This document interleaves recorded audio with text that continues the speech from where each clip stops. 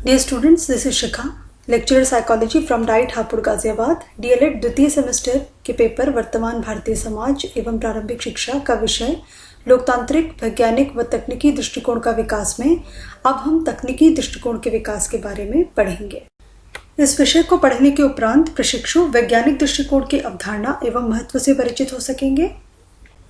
प्रशिक्षु वैज्ञानिक दृष्टिकोण को विकसित करने में शिक्षा की भूमिका से परिचित हो सकेंगे तथा वे अपने वैज्ञानिक दृष्टिकोण को व्यवहारिक जीवन में उतारने में भी सफल हो सकेंगे।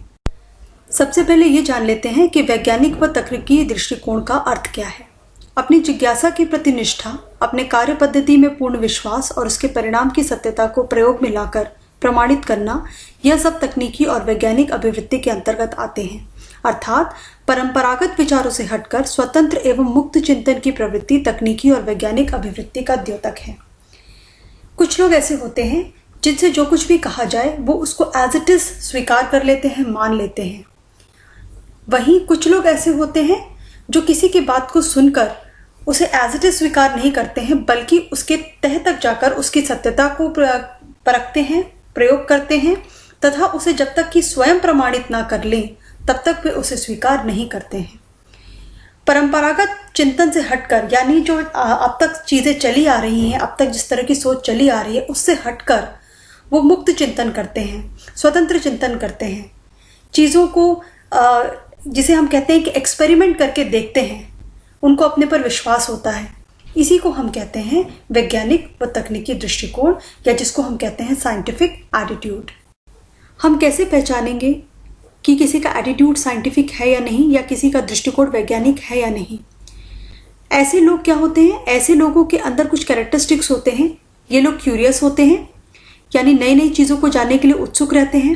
ओपन माइंडेड होते हैं, यानी इनके विचार संकुचित नहीं होते हैं। अगर कोई भी थॉट आता है तो ये उसको एक्सेप्ट करते हैं, उसको वेलकम करते हैं।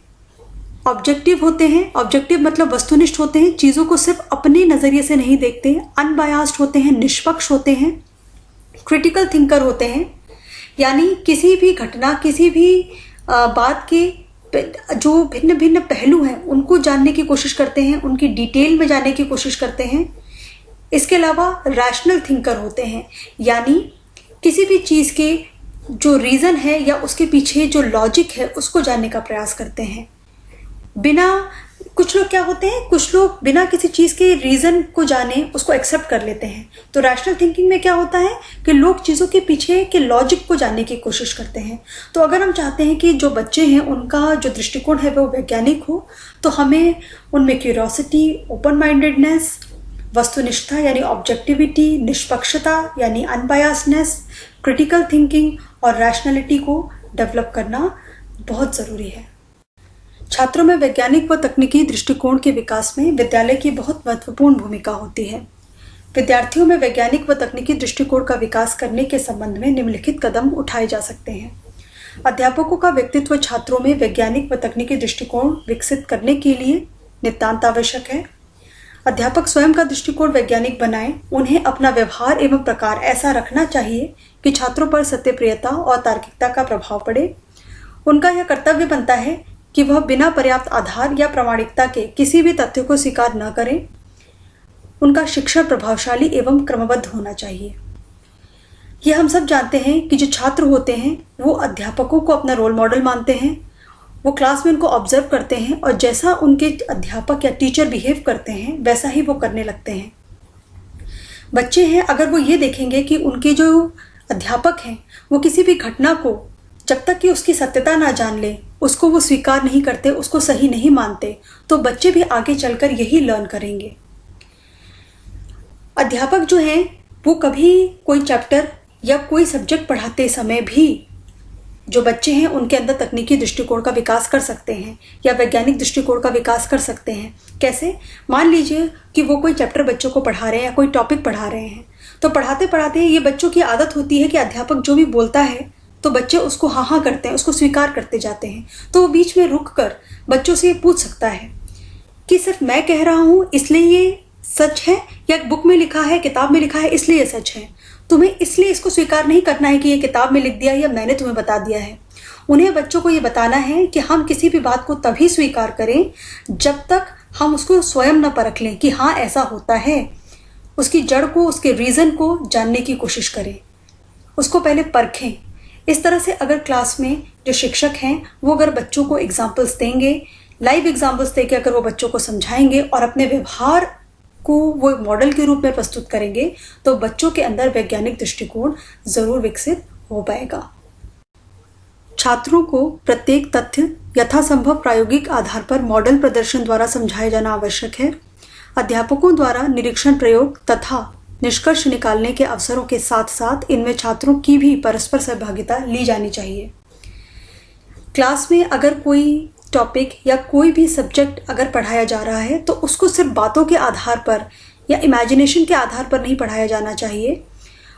उससे रिलेटेड तथ्य भी बच्चों के सामने रखने चाहिए या उसको मूर्त रूप में बच्चों के सामने रखना आवश्यक है। जैसे अगर आप बात कर रहे हैं ग्लोब, अगर आप बच्चों को पढ़ा रहे हैं कि हमारी धरती गोल है, तो आप बच्चों को मॉडल यानी ग्लोब ला के दिखाइए ताकि बच्चे उस चीज़ को मूर्त रूप में देख सकें कि हाँ ग्लोब जैसी कोई चीज़ होती है और हमारी अर्थ ऐसे दिखती है और वो इस तरह से घूमती है। इसके अलावा अगर आप सौर मंडल की बात कर रहे हैं तो आप सौर मंडल का मॉडल दिखा सकते हैं, जिससे बच्चे सिर्फ इमेजिनरी बातों को स्वीकार ना करें, उनको ये लगे कि जो कहा जा रहा है वो होता भी है, एक्चुअली में होता है, या उसको सही साबित या उसको उसकी सत्यता को परखा जा सकता है। अध्यापकों द्वारा निरीक्षण प्रयोग यानी हम उन बच्चों को निरीक्षण प्रयोग या हम उनको एक्सपेरिमेंट करना भी सिखा सकते हैं। ऑब्जर्वेशन करके भी किसी चीज़ के बारे में, किसी चीज़ का निष्कर्ष निकालना सिखा सकते हैं। जैसे कि अगर हम बच्चों को बता रहे हैं, फोटोसिंथेसिस के बारे में पढ़ा रहे हैं, या हम बच्चों को बता रहे हैं कि किस तरह से जो पानी या किसी भी प्लांट को अगर हम धूप में रखते हैं तो किस तरह से वो बढ़ता है या अपना खाना अच्छे से बनाता है, और अगर हम उसको खाद या उसको प्रॉपर सनलाइट ना दें तो वो किस तरह से मुरझा जाता है। तो ये चीज़ हम एक्सपेरिमेंट के थ्रू 2 पौधों का निरीक्षण करवा सकते हैं बच्चों से अलग अलग कंडीशंस में रखकर। तो इससे बच्चों को लगेगा, इससे क्या होगा कि बच्चे उसको प्रूव कर पाएंगे, यानी बच्चों को लगेगा कि नहीं ऐसी कोई चीज़ होती है। वो खुद स्वयं उसको ऑब्जर्व करेंगे दोनों पौधों को और उसका निष्कर्ष निकाल पाएंगे।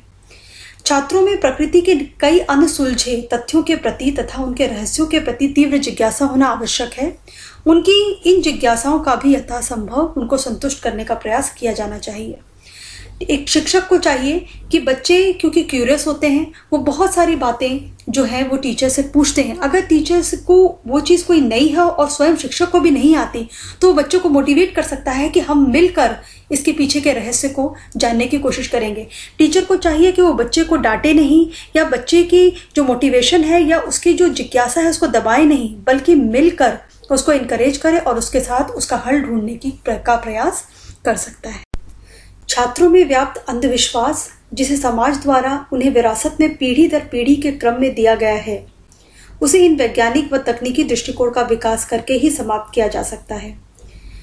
पीढ़ी दर पीढ़ी बच्चों में अपने पेरेंट्स के थ्रू या उनके एंसेस्टर्स के थ्रू, पूर्वजों के थ्रू बहुत सारे अंधविश्वास जो होते हैं वो पास ऑन होते हैं और बच्चे उसको एज इट इज स्वीकार कर लेते हैं और उसको आने वाली पीढ़ी में वो उसको ट्रांसफ़र कर देते हैं। तो हमें ये चाहिए कि वहीं हम उस अंधविश्वास को रोक दें, वहीं पर हम बच्चों को समझाएं कि उन्होंने जो भी चीज़ बिना परखे, बिना उसकी सत्यता को जाने जो स्वीकार कर ली है, क्या सचमुच ऐसी चीज़ होती है। जैसे कि मैं आपको एक एग्जांपल देती हूँ। स्वामी विवेकानंद जो थे, उनके दोस्तों के बीच में एक ऐसी अफवाह फैल गई थी कि एक पेड़ है और उस पर भूत रहता है। तो स्वामी विवेकानंद जी ने क्या किया, वो वहाँ पर गए, वो रात भर उस पेड़ पर रहे सिर्फ ये जानने के लिए कि क्या सचमुच में उस पेड़ पे भूत आता है। और असल में क्या हुआ, कोई भूत नहीं आया। और उन्होंने ऐसी हिम्मत दिखाई जिससे उनका तो जो कॉन्फिडेंस था वो बढ़ा ही, और उन्होंने दूसरों के अंधविश्वास को भी दूर किया। तो इस तरह की कहानियां हम बच्चों को सुना सकते हैं ताकि उनका अंधविश्वास दूर हो, या उनको ये बता सकते हैं कि किसी भी चीज़ को एज इट इज़ या किसी भी चीज़ को हम स्वीकार कर लेते हैं बिना उसकी सत्यता को परखे तो उसके कितने नुकसान हो सकते हैं। छात्रों में वैज्ञानिक सोच विकसित करने के लिए उन्हें विज्ञान संबंधी नवीनतम साहित्य के अध्ययन हेतु भी प्रेरित करना चाहिए। बहुत सारे अच्छे अच्छे वैज्ञानिक जो होते हैं, साहित्य होते हैं, अगर किसी बच्चे का विज्ञान में इंटरेस्ट है तो वो उनको पढ़ सकता है, जिससे उनको प्रेरणा मिलेगी। आगे कुछ वैज्ञानिक जो विज्ञान के क्षेत्र में उनको कुछ भी आगे नया करने की प्रेरणा मिलेगी। और इसमें टीचर का जो या शिक्षक का बहुत इम्पॉर्टेंट रोल है कि वो किस तरह से बच्चों के जो एप्टीट्यूड है या उनकी अभिवृत्ति को देखते हुए उनको आगे वो विकसित करने का प्रयास करता है। विद्यालय व्यवस्था का दायित्व बनता है कि वैज्ञानिक उपलब्धियों से संबंधित पुस्तकों की पुस्तकालय में उपलब्धता बनी रहे। महान वैज्ञानिकों की जीवनी या प्रमुख आविष्कारों की कहानियां आदि प्रेरणादायक हो सकती हैं। अगर विद्यालय के पुस्तकालय में वैज्ञानिक उपलब्धियों से भरी हुई किताबें होंगी तो टीचर्स जो अध्यापक हैं वो बच्चों को प्रेरित कर सकते हैं कि वो उन बुक्स को पढ़ें, उन किताबों को पढ़ें, जिससे बच्चों को प्रेरणा मिलेगी और बच्चों के अंदर वैज्ञानिक दृष्टिकोण या साइंटिफिक टेम्परामेंट डेवलप होगा। इसके अलावा बच्चों को कहानियाँ बहुत अच्छी लगती हैं तो हम महान वैज्ञानिकों की जीवनी या उनसे जुड़े आविष्कारों की कहानियाँ या आविष्कारों के बारे में बच्चों को बता सकते हैं। बच्चे ये जानने की कोशिश कर सकते हैं या शिक्षक उनको मोटिवेट कर सकता है कि किस तरह से एल्बर्ट आइंस्टाइन और थॉमस एडिसन या मैडम क्यूरी, उनकी लाइफ में किस तरह से अड़चनें आईं, किस तरह से परेशानियां आईं, फिर भी उन्होंने इतने महान आविष्कार किए और दुनिया को बदला या अपनी इमेजिनेशन को रियलिटी में कन्वर्ट किया। ये सब चीज़ें बच्चों को बहुत मोटिवेट कर सकती हैं और जिसमें विद्यालय और उनके शिक्षकों की बहुत महत्वपूर्ण भूमिका होती है।